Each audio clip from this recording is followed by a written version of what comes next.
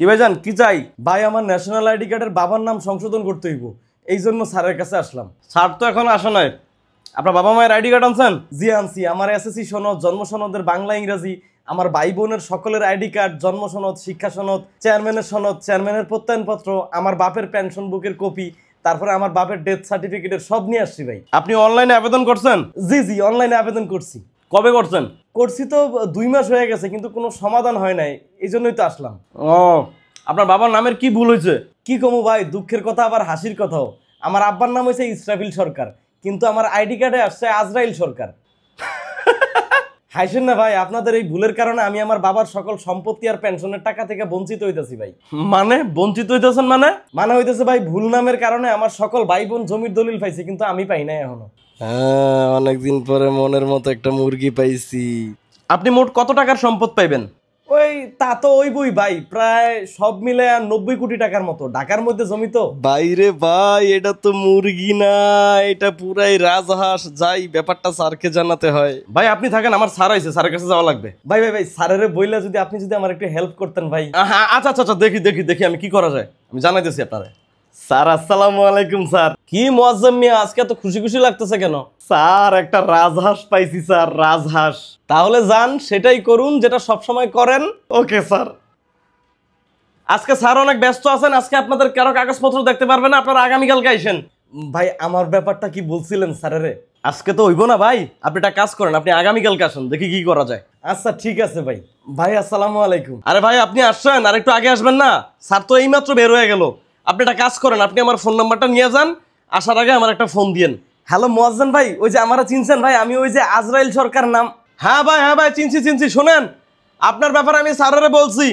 Sir যদিও specially কারোর সাথে ব্যাপারে দেখা করে না, আপনি একটা কাজ করেন, আপনি ওই দুপুর 12টার সময় চলে আসেন। আমি কিন্তু আপনার জন্য স্পেশাল সুপারিশ করছি, হ্যাঁ একটু মনে রাখেন আমার কথা। ওকে ভাই থ্যাংক ইউ ভাই। ঠিক আছে ভাই, কালকে দেখা হইতেছে তাইলে। আচ্ছা তাড়াতাড়ি চলে আসেন, রাখেন। মুরগি। লিমন সাহেব, আপনার কাগজপত্র তো সবই দেখলাম। দেখেন, এটা অনেক জটিল সমস্যা, যদিও ভুলটা আমাদেরই, বাট আপনি যদি এই পরিচয়পত্রটা হাতে পাওয়ার সাথে সাথে এটা সংশোধনের জন্য দিতেন তাহলে সমস্যা হইতো না। বাট এখন এত বছর পর এটা লিগেলি প্রমাণ করা পসিবল না। লিগেলি পসিবল না মানে? স্যার আমার তো সকল কাগজপত্র অরিজিনাল স্যার, আমি তো এখানে কোনো কারচুপি করতেছি না স্যার। সেটা তো আমিও বুঝেছি ভাই, বাট উপরের মহলকে তো এটা বোঝানো টাফ। উপরের মহল তো আর বুঝতে চাইবে না যে এটা আপনার বাবা, তাই না? বুঝতে পারেন না ব্যাপারটা? তবে আপনি যদি আপনার বাবাকে সশরীরে হাজির করতে পারেন, সেক্ষেত্রে বিষয়টা ভেবে দেখা যায়। তা কিভাবে সম্ভব স্যার? আমার বাবা তো গত 1 মাস আগেই মারা গেছেন স্যার। তাহলে তো আর কিছু করার নাই ভাই, আপনি যেহেতু আবেদন করে রাখছেন, ওয়েট করেন, দেখেন ভবিষ্যতে যদি নতুন কোনো নিয়ম আসে তখন তারা ঠিক করে দিতেও পারে। ঠিক নাই ভাই, ঠিক নাই। দূর, এখন যে কি করি? কি ভাই, কাজ হইছে? না ভাই, মনে হয় না ঠিক হইব। কি কোন হয় নাই? আচ্ছা আমি কি একটু চেষ্টা করে দেখবো ভাই? ভাই প্লিজ যদি পারেন একটু করে দেন না ভাই, আমার অনেক বড় উপকার হবে ভাই। শোনেন ভাই, আমার স্যার পারে না এমন কোনো কাজ নাই, আপনি শুধু ওই টেবিলের নিচের লেনাদেনটা ঠিক রাখেন। কত টাকা দিতে হইব ভাই? বেশি না, ওই যে উপরে অমনে উপরে মোট 5 লাখ টাকা দিয়েন। 5 লাখ? 5 লাখ? আমার বাপের নাম সংশোধন করতে 5 লাখ টাকা? আরে ভাই, এটা তো স্যারেরটা, আর উপরে যারা দিতে হইব ওইটা আমি চাইছি। আপনি আমাকে আরো দিবেন না 50,000? আমার সকল ডকুমেন্ট তো অরিজিনাল, আমি তো কোনো কারচুপি করি না ভাই। এরপর আমার নিজের বাপের নাম ঠিক করতে 5.5 লাখ টাকা লাগবো?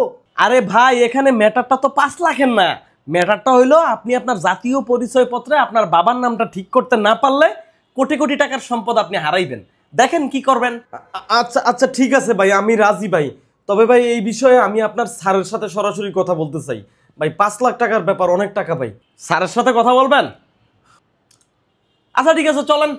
ওকে ভাই চলেন। কি মুয়াজ্জম সাহেব? স্যার উনি 5-এ রাজি হয়েছে স্যার। স্যার কিছু টাকা একটু কম হয় না স্যার? কি মুয়াজ্জম সাহেব, কি বলে উনি? কি ভাই আপনি কইলেন কি আর এখানে বলতেছেন কি ভাই এগুলা? দেখেন লিমন সাহেব, মুয়াজ্জম সাহেব যা বলছে এর 1 পয়সাও কম হবে না।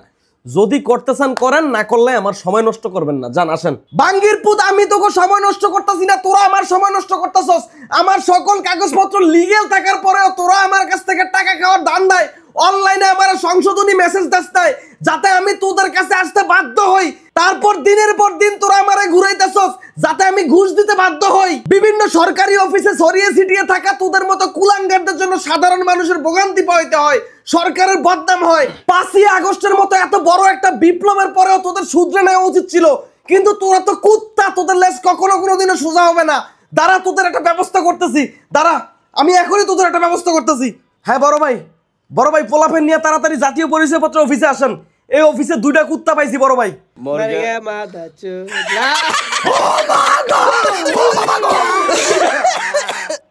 আপনাদের সবার কাছে আমার বিনীত অনুরোধ, দেশ সংস্কারের মধ্যে সবচেয়ে বড় একটা সংস্কার হচ্ছে যে সকল সরকারি অফিসগুলো সাধারণ মানুষদের সার্ভিস দেয় সেই সকল সরকারি অফিসগুলোকে সংস্করণ করা। আমরা সবাই মিলে যদি এটার প্রতিবাদ না করি তাহলে এটা কখনো কোনোদিনও সংস্কার হবে না। আর দেশের মধ্যে যতক্ষণ না পর্যন্ত এই জায়গাগুলো আমরা সংস্কার করতে পারবো ততক্ষণ পর্যন্ত এগুলো আমাদের একটা অ্যালার্জির মতো, সারা জীবন আমাদেরকে এটা বয়ে নিয়ে যাইতে হবে। তাই আসুন আমরা সবাই মিলে দরকার হলে আরেকটা বিপ্লব করি এদের বিরুদ্ধে। সবাই ভালো থাকবেন, সুস্থ থাকবেন। আমার ভিডিওটা যদি ভালো লেগে থাকে তাহলে অবশ্যই শেয়ার করে সবার মাঝখানে ছড়িয়ে দিন যাতে সবাই সচেতন হয়। আসসালামু আলাইকুম।